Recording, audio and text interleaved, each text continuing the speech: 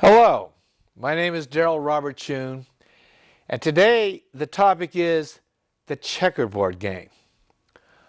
On January 24th in Spokane, Washington, Marshall Thurber, David Morgan, and I are going to be at a seminar called the Checkerboard Game. And I'm going to explain a little bit about the background of the event and the game itself. The checkerboard game was created by Marshall Thurber at the Positive Deviant Network in 2009 in Dunkirk, New York. And it was only played once. The Positive Deviant Network was a closed network. It was an experiment brought together by Marshall in 2005. At the time, Marshall had been studying network science. And what network science is, it explains how things grow. And it can happen with people, it can happen with viruses, Ebola, HIV, but it's how things come together in nodes, modules spread out through major hubs, smaller hubs, and things like that. These are called networks, and they were studying it. Marshall was studying it at the time. Well, at the time, Marshall was also studying something called positive deviancy. And positive deviance, according to Marshall, described a group of people that are sometimes referred to as out-of-the-box thinkers.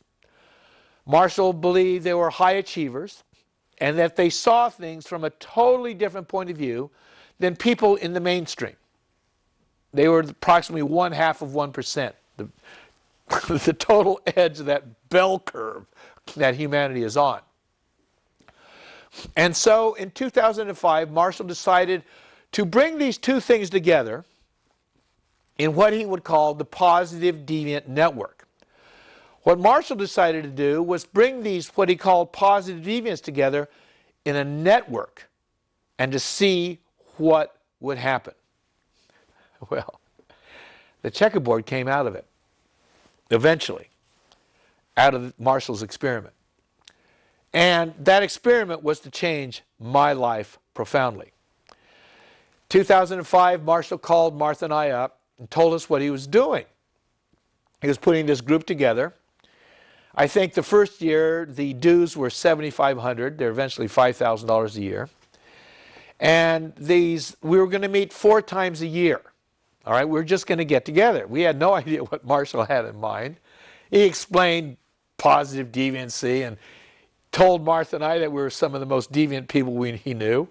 And so he asked us to join this group that he was putting together. And so we agreed to join. And I think the first meeting was in the fall of 2005. All right? And we met generally in Utah, where Marshall was living. All right? Now, it was going to change my life because of a person I met that fall in 2005. His name was John Body, and he was another positive deviant. All right? There was, I think, approximately 60 people who belonged to this network, and John was one of them. And Marshall just introduced me to this guy. Everything, nobody wore suits, nobody, you know. I mean, we're just who we were. We show up, and I guess we were all positive deviants. And Marshall introduces me to this guy, and he says, John, he's also worried about the economy. Well, I had been worrying about the economy for 10 years by this time, since the mid-1990s. And I found out sort of who John was. Now, here in 2005, 2006, John was, I would say, in his late 30s. He was already retired. I found out later that he had graduated from, I think, Haverford College in Pennsylvania in 1991 or 92, 91, I believe. And then immediately he was hired by Kidder Peabody as a vice president. Not bad for a kid right out of college. By the end of the decade, John was going to be a managing director of Deutsche Bank in London, one of the top global financial institutions in the world. In 2001, John and I think 9 or 10 of his friends formed a proprietary hedge fund called CLCM, Leonay Credit Management, that was headquartered in London and in New York. And for the next 3 years, its returns beat the targeted rate of returns for distressed funds. The year that we had met, or the year after, John was inducted later by Credit Magazine into its Credit Hall of Fame as one of the top 50 bond traders of all time. I didn't know this about John. He didn't tell me this. We were just all, I would say, little pieces of Marshall's experiment of the Positive Deviant Network. But I had been studying the Great Depression for 10 years, and in 2005, 2006 was convinced that we were headed for an economic rendering that was going to be greater than the 1930s Great Depression. And knowing that John had an extraordinary financial provenance, not only did he put this bond fund together, later I was to find out that he had been asked by the Federal Reserve to give talks on European distressed debt in 2001, 2002, 2003, and that he had been a consultant to, I think, JP Morgan, Citigroup, Wall Street banks in these matters.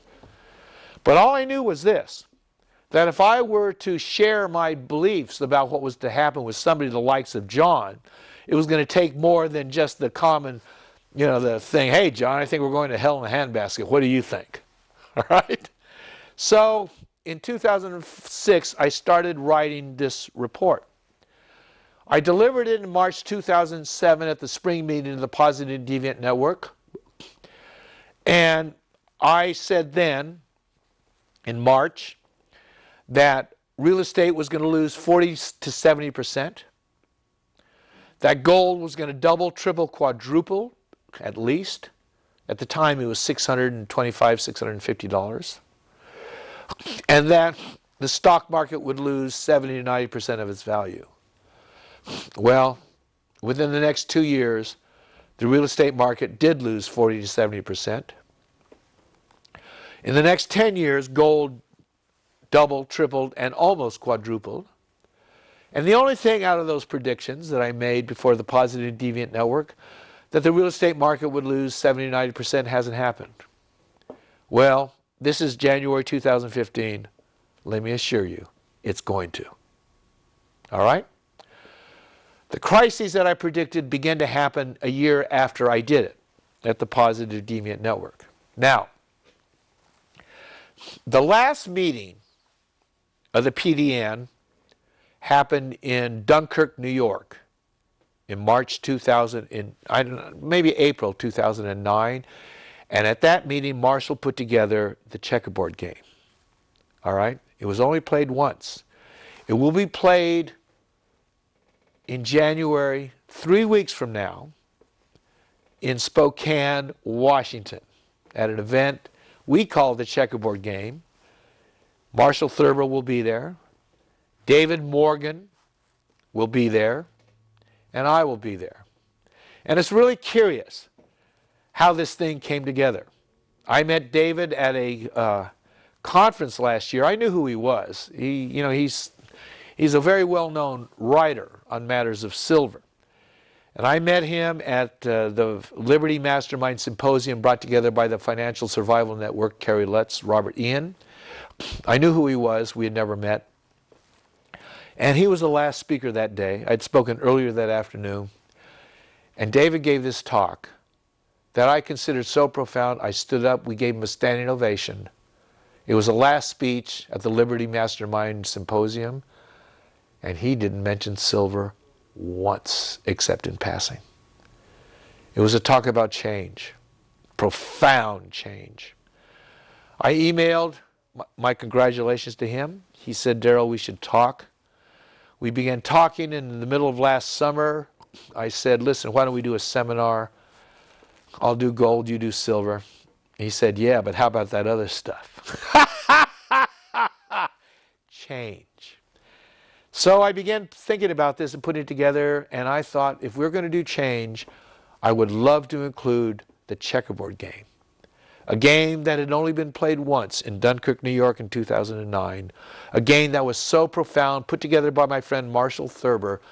I called up Marshall and asked him if we could put it together. Well, I want to talk a little bit about Marshall Thurber. Most people know about Marshall that he had put a game together in the late 70s and the early 80s called, well, it was called, the seminar was called Money and You. And I think almost 500,000 people have taken this training. All right? 200,000 in China alone. And China was the last country it reached.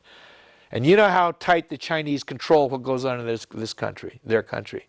Well, the Money in You, I think, has reached almost 200,000 people who've trained there. They even brought Marshall over. He wasn't doing the trainings himself.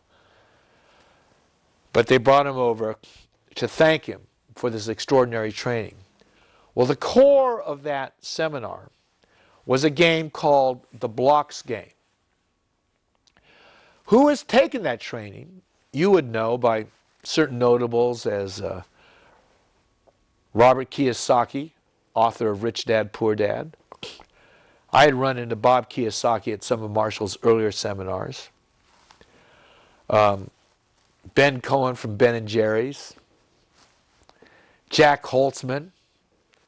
Jack was best known for starting Elektra Records. I think he was there at the original Peter, Paul, and Mary at this Monterey Pop Festival, and he had his little recorder deck. And I love the story about Jack. His parents wanted him to be a pharmacist, and he failed at that, so he started Elektra Records and produced the Doors and all these extraordinary acts throughout the ages. And I ran into Jack later.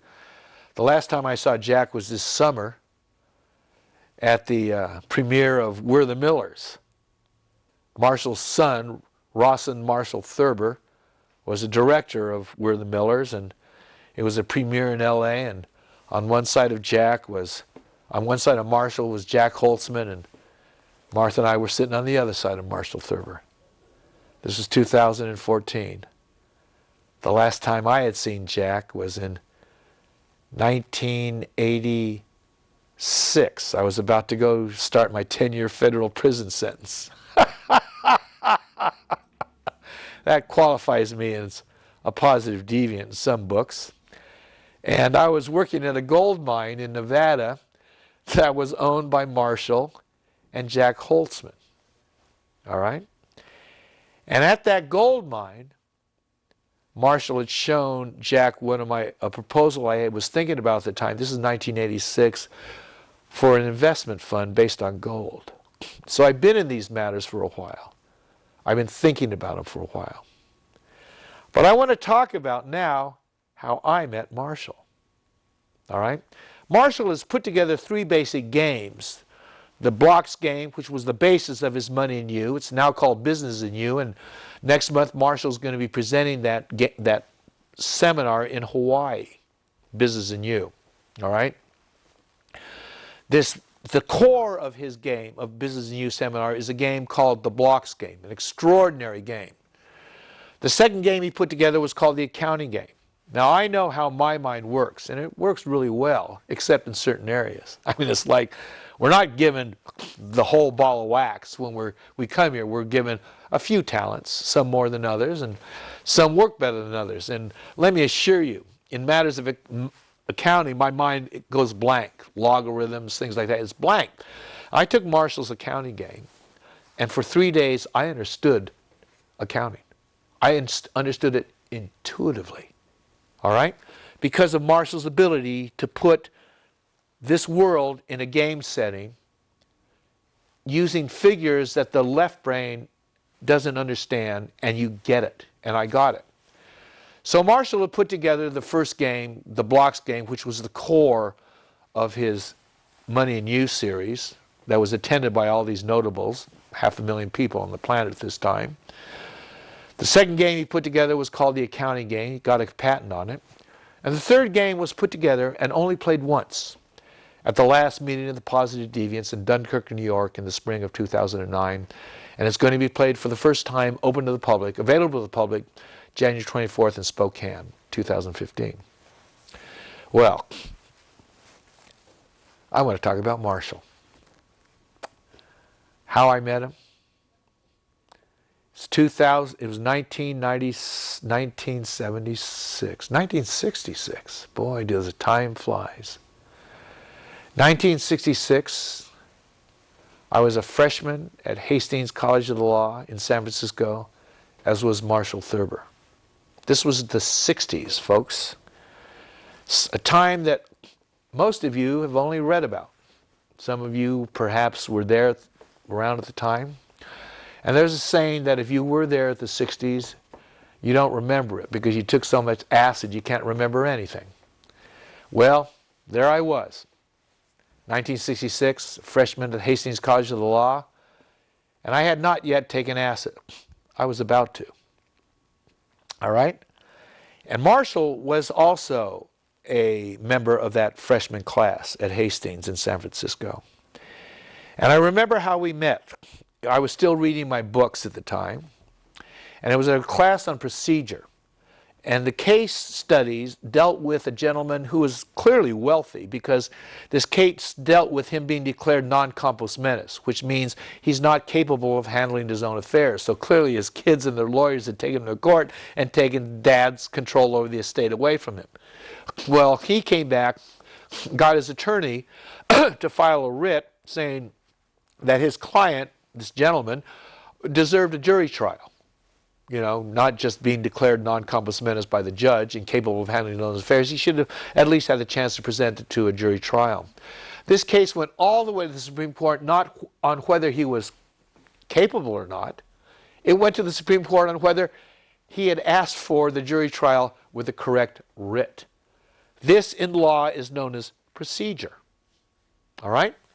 So the issue was, had his attorney asked for a jury trial with the correct writ, the extraordinary writ. At this time, there were 21 extraordinary writs, habeas corpus, mandamus, various writs like that. They're now codified into the federal codes. They're numbered. They're not given names anymore like they were under English common law. So I read this case, and I thought, you know what? He asked for it with the wrong writ. Should have been tossed out. All right? Clearly, there was a more appropriate writ he should have used, and that was it. Closed the book. I went to class the next day. So I'm sitting there at law school in San Francisco. The professor asked anybody if they had any thoughts. And this person, who I'd never met before, but I knew who he was because his name was in the newspaper. He used to write articles. He was writing articles at the time. Raises his hand. It's Marshall Thurber. And Marshall gives his point of view about this case, which was exactly mine. The lawyer had asked for it with the wrong writ, and the case should have been tossed out. I'd come to that same conclusion the night before. And so then the professor goes, well, does anybody else have an opinion? And my hand went up, and I went on a tirade. I had not expected to say the words I spoke. But what I said was this, that he perhaps had asked for it if the world was black and white with the wrong writ. But we're talking about justice. And it is the gray areas that justice is made. And the world is not black and white. And that if we are truly talking about justice, this writ may have been the inappropriate writ. But if justice was to be done, it should have been allowed as it was to stand, and as it did. Because the law is about justice, not about procedure. Surprised me. Surprised Marshall. And he came up and introduced himself. Put out his hand, I shook it, and he said, you're right. I didn't look at it that way. It is about justice. And we became friends. Here was Marshall Thurber, Phi Beta Kappa, East Coast, wore three-piece suits with watch chains like this, gold chains. All right? Marshall gave me this one. Later, okay, And we became fast friends that year. Me, disaffected, bitter. The 60s, I already didn't want to have anything to do with society. I already knew the Vietnam War was rolling on. I knew why we were there. It had nothing to do with freedom. It had to do with propping up a aging, corrupt CIA-installed government that we had inherited from France, from the colonial kingdom. And it was a CIA front for what was going on. And who told the United States that if Vietnam fell, all of Asia would fall into communist hands. Well, it fell. All of Asia didn't fall.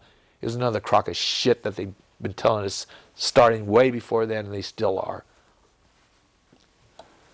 So, Marshall and I became friends, and something happened that year.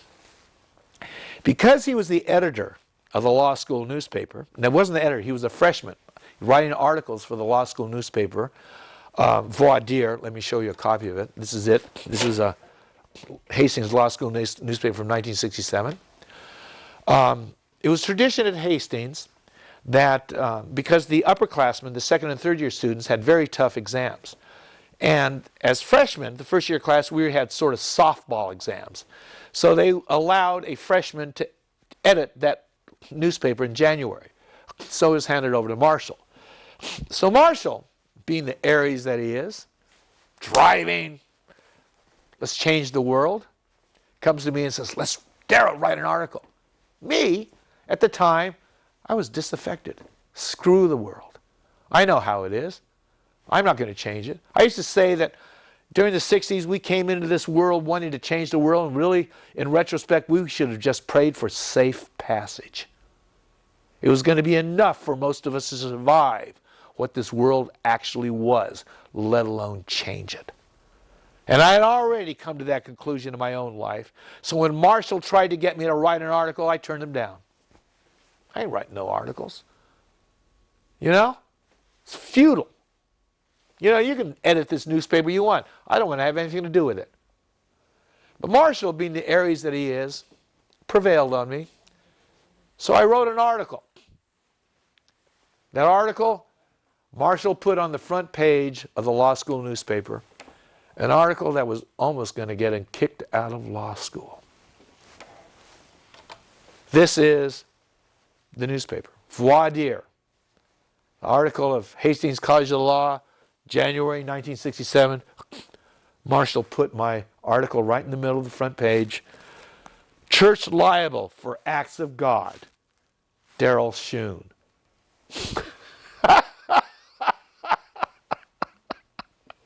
Now, I don't know if there are any lawyers out there, but I want to tell you, it's a tenet of tort law that no one is liable for an act of God. Act of God, what are they? Earthquakes, volcanoes, floods, natural disasters. So you can't sue anybody for an act of God.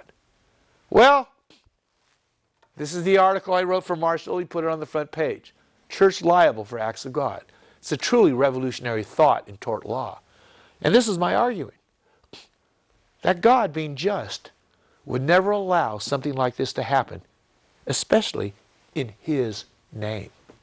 Now, perhaps all the other injustices, I didn't even discuss that in my article, that go on, He allows because they're not in His name. We say He's done them, but that's just our conjecture. That's our belief. God did this, God did that. He's our whipping boy. But this was done in His name. Acts of God, God being just wouldn't allow something, an injustice to happen in His name, so there must be something we have overlooked. And what I posited was this. It's right in front of us. It's been there all this time. God has agents on this earth that get tax breaks for being His agents. And they're rich. All we have to do is go down to the local church, hand them our bill from the earthquake, from the volcano, from the flood, and they should pay up. That's what it was. And on the previous program, I was talking about the checkerboard game. Its genesis, its creator, Marshall Thurber. And at the end of the program, I was talking about how I had met Marshall in law school in 1966 in San Francisco at Hastings College of the Law. And that Marshall had prevailed upon me to write an article that he was editing for the law school newspaper. that I didn't want to write. I was disaffected. I was angry. All right? You talk about the 60s. They truly were revolutionary. It truly was at a time at which the winds of change were sweeping through this nation, and it was war. It really was. It was the closest thing to civil war since the Civil War.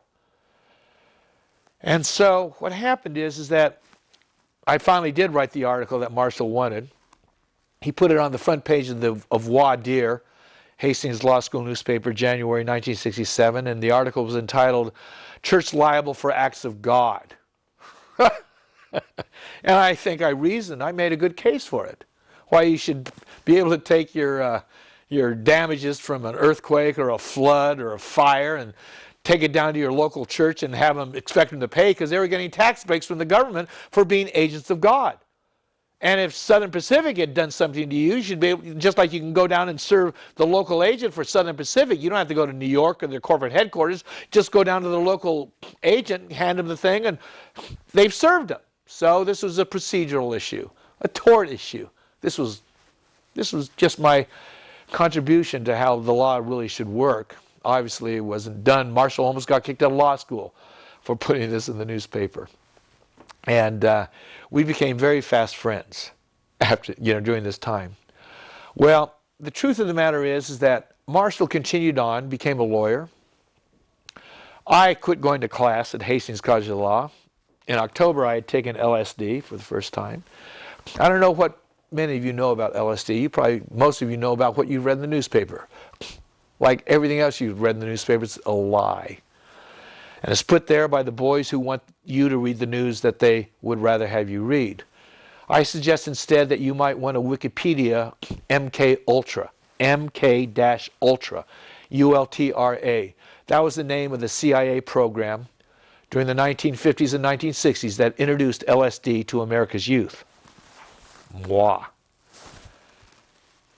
And I wrote a poem once thanking the CIA for what they did. What the CIA, NSA, or what they're doing today is they're in your email, they're up into you, they know everything you're doing. And if they don't know, it's because they don't care. Because if they wanted to, they would. They know where you are. They can turn your cell phone into a listening device that they can listen to. And if it wasn't for Edward Snowden, you wouldn't even know this. Because these are the surreptitious boys protecting you against these fears that you have. All right? Well, back then, they had come to the conclusion that LSD, they had found out about it, they could shake down Russian agents maybe, all right, and so discombobulate Russian agents, the Russian agents would spill the beans, all right? So what the CIA decided to do, they put this program together called MK Ultra, and they went across the United States and they put together all these groups. They wanted to study LSD, and they gave it to Timothy Leary at Harvard. They gave it to all over the United States. That's how we got it in our 20s, all right? That's how it happened across our deck. Well, what happened was, instead of shaking down Russian agents, it created the hippies. And the CIA just shut down the program. They didn't expect this thing to happen, all right? And they tried to destroy every record, except, these aren't the smartest boys in the block. You read what they did with their torture program, all right? When the Soviet Union fell in 1991, the CIA, with all the millions they shook out of taxpayers to predict what was going to happen, they had no idea the Soviet Union was going to fall, all right? These are the boys that concluded that Iraq had weapons of mass destruction. They didn't, all right? They make a living telling paranoids what the paranoid wants to hear. And they make a good living at it, all right? But during the 1960s, they did this great thing that really, I'm almost 70 now, and my life would have been far different had not this CIA experiment gotten a little out of hand. And, I read something about it because they interviewed all these people that had dropped out of the system in the 1960s, and the victims of LSD, and they said what was amazing, I read this in the newspaper, one of the newspapers in the 70s, it said the amazing thing about it was that none of these people regretted it. All right? Victims of the 60s. If I hadn't taken LSD, I would have been a lawyer. And thank God I wasn't. I had a friend of mine, met him in a restaurant, Found out years later he'd been I think a Woodrow Wilson Fellow or whatever he was, and graduated from MIT and degree in architecture, and never practiced architecture. He doesn't regret it either. Because what happened was this. We got to look at reality in a way that we never would have understood in our own way. And that is a look that informs my view of the financial collapse that is going on today. Because I have a context for reality that I never would have had it not been for that CIA experiment that got a little out of hand back there in the 1960s. When Marshall was graduating from law school in 1969, I was in San Francisco County Jail doing 45 days for possession and sales of LSD. Marshall went on, became a successful real estate investor, innovator. He became a friend of Bucky Fuller's, very close friend of Bucky's, studied with him, eventually went on and worked with Edwards Deming, all right? The man who created quality, who created the idea of quality in industrialization. So Marshall became very close with some of the greatest minds in this century. Bucky Fuller, Edwards Deming. All right? And along the way, Marshall created his seminar called Money and You, which I said in the previous program is probably 500,000 people have taken it, 200,000 in China alone. And at the core of that seminar was something he called the blocks game. It was a game. Of all of Marshall's achievements, I consider his ability to create games his greatest. All right? To be able to put people in a situation that alters their perception itself by altering their experience. It's one thing to write something and people read it and goes in your brain. It's another thing to be able to put people in a certain situation that changes the way they view themselves and reality in a different way. This is an extraordinary talent, and Marshall has it. Marshall created the blocks game, which was part of his Money and You seminars, now is part of his Business and You seminar. He's going to put one, I think, together and offering it in February in Hawaii this year in 2015. But the game that we're talking about is the checkerboard game. The game that was only played once, 2009 in the spring at Dunkirk, New York. And he did it on the fly, clearly. And how that came to be. Well, I gave a little of my background. Marshall was doing his world. I had become a hippie, gone to jail. Along the way, I had presidential invitations. Dianne Feinstein's China Committee. I guess I wasn't the normal hippie. I lived in sort of two worlds. I lived in your world, the world that you know, and I lived in that other world that the hippies had, you know, our world. There were straight people and there was us. But this world came back together again when Marshall put together the Positive Deviant Network in 2005. And as I explained in the previous program, positive deviancy was something that Marshall had been studying, and that he believed that positive deviants had the keys to change in times of great change. In times of stasis, when things were stable, the positive deviants, they were at the edge. Their views were disregarded, and no one listened to them. But in times of a great change, it is those at the edge that Marshall believed had the answers to what was going on in society at that time. And so in 2005, Marshall, because of what he'd been studying, put an experiment together. The experiment was called the Positive Deviant Network. He brought 60 people together, high achievers, asked Martha and I to join. We did, along with 60 other people.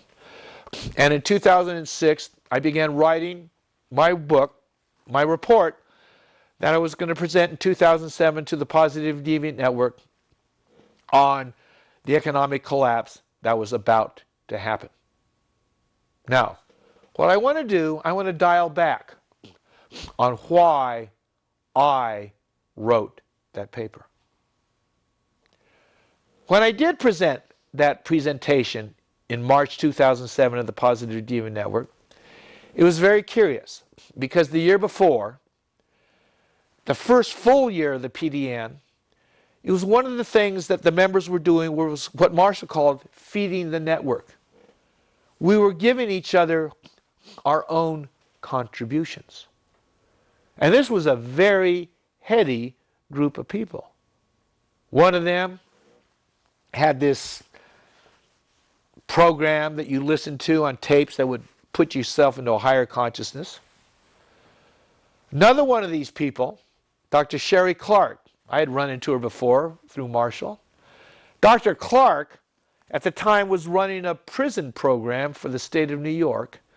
And at the time, the state of New York said that Sherry Clark's work had saved the taxpayers of New York $1 billion, if you're going to put it in dollar terms. But the truth of the matter was, Sherry's work was saving lives as well as money. She had been studying with Marshall for the 70s and 1980s when he was working with Bucky Fuller. Sherry got her doctorate in synergistics, which was a system of thought created by Bucky Fuller. And Sherry had put together a prison program for inmates in the state of New York. At the time, she was a member of the Positive Deviant Network. The state of New York had given her programs in 4 different prisons, whereby she took basically kids right out of New York's ghettos doing time for drugs. She put them into these programs that she had put together using Marshall's super learning techniques, Ira Peregine's theories on perturbation, Lozanov's theories on super learning, things she had learned in her work with Marshall, principles of Bucky Fuller, and she put these into a program for inmates in New York State prison systems. The GED rates of these kids were phenomenal. And the day, the meeting at which Martha and I presented my book called Light in a Dark Place, a collection of my prison writings, was the same meeting at the PDN that Sherry presented her prison program in the state of New York. Coincidence.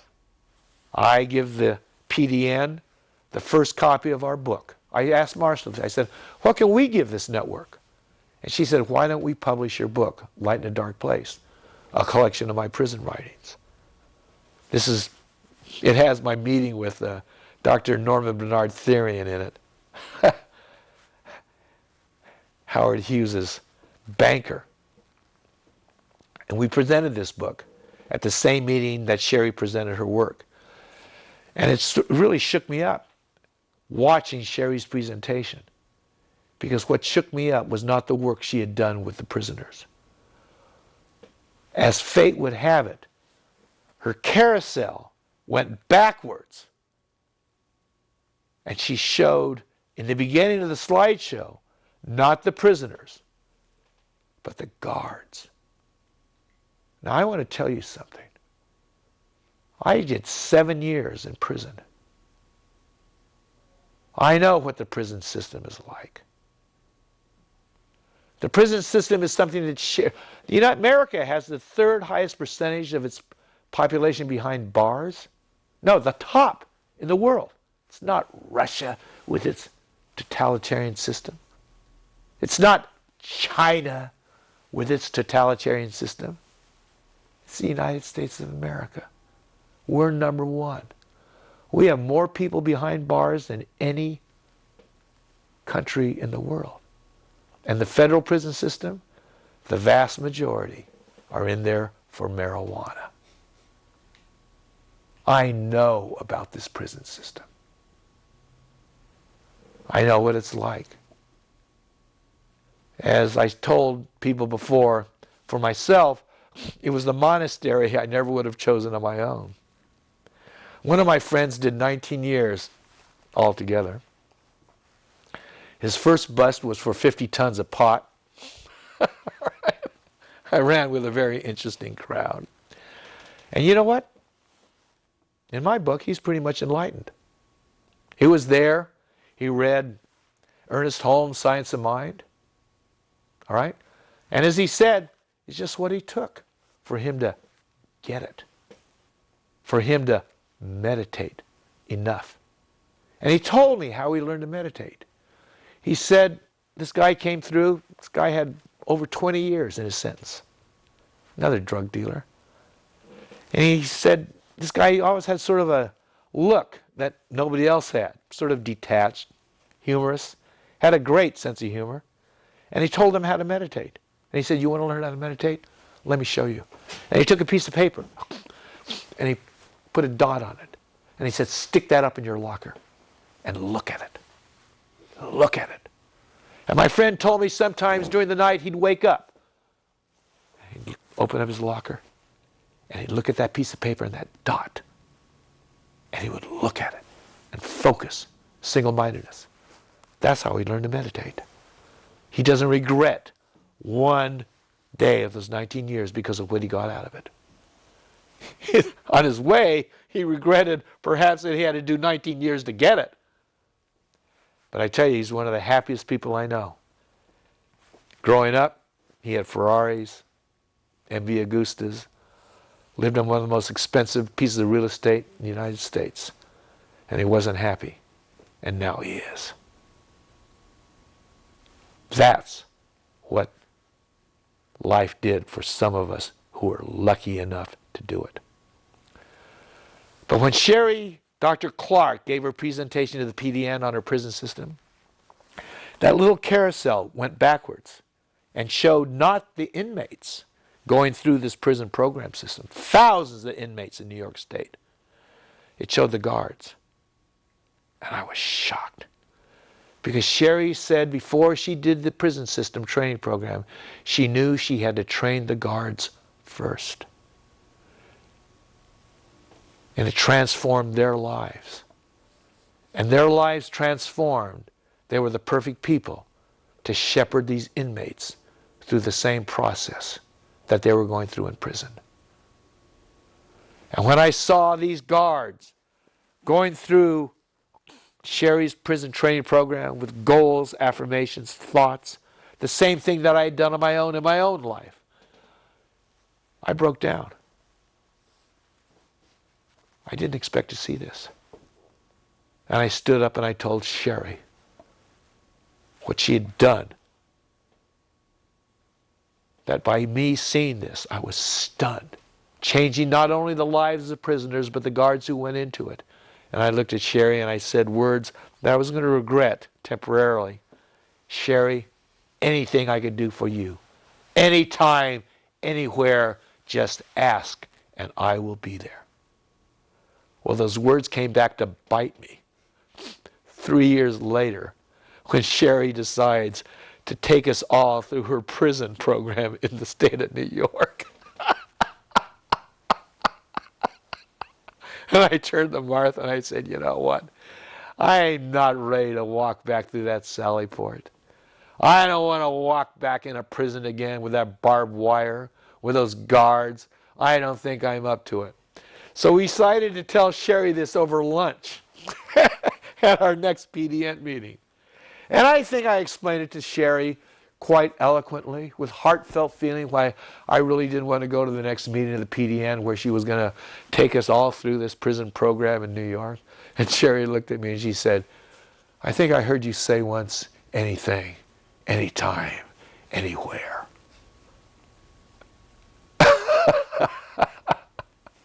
And so there I was, back in Dunkirk, New York. And this was exact meeting at which Marshall Thurber put together that game called the Checkerboard game. And he did it on the fly. It was one of those things that just came to him when he was there. And these meetings at the PDN were generally 3.5 days. And this game was played on Saturday night. The one time it's been played, The only time it's been played before it's going to be played again January 24th in Spokane this month. And that afternoon, Larry Brown, educator, okay, top educator in the United States at that time, research. He had his own program. He was sort of resentful of Sherry's program because his program worked with inner city kids too. But he didn't have the gun over their head saying, if you take this program like she did, they got time cut off their sentence for going to class, for studying super learning techniques. That if you were lucky enough to pay thousands of dollars in Marshall's course, you can get on the outside. And she made it accessible to black kids right out of the ghetto who didn't have a chance in hell of ever getting out of there.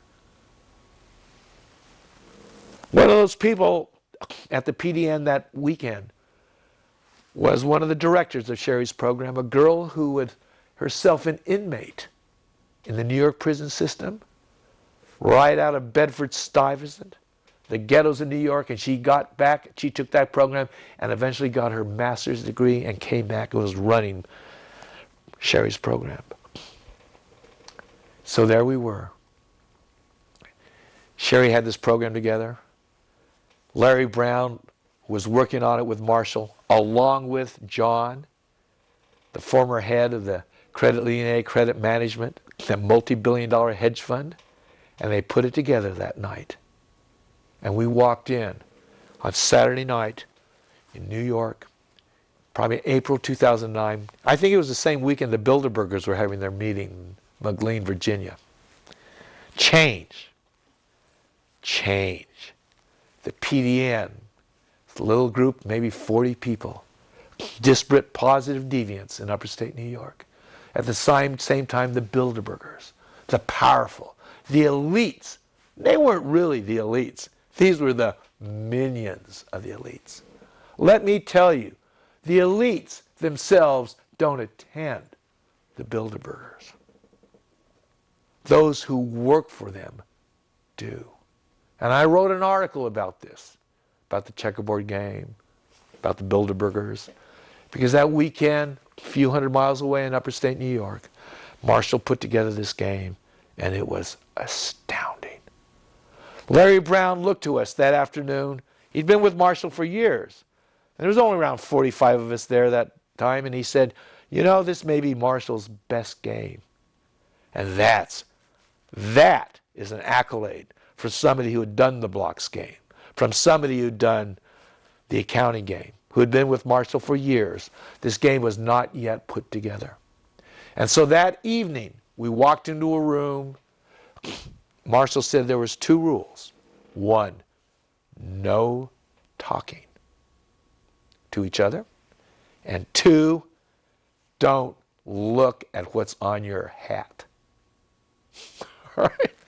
When we walked into that room, and I'm not going to tell you what happens, because in Marshall's game, it's best that you don't know if you want to learn it.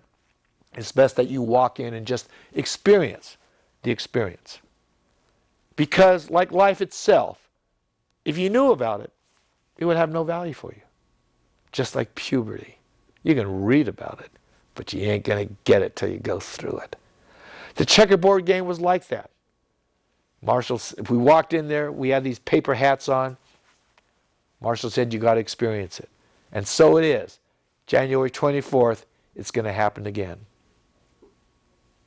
It's an amazing experience.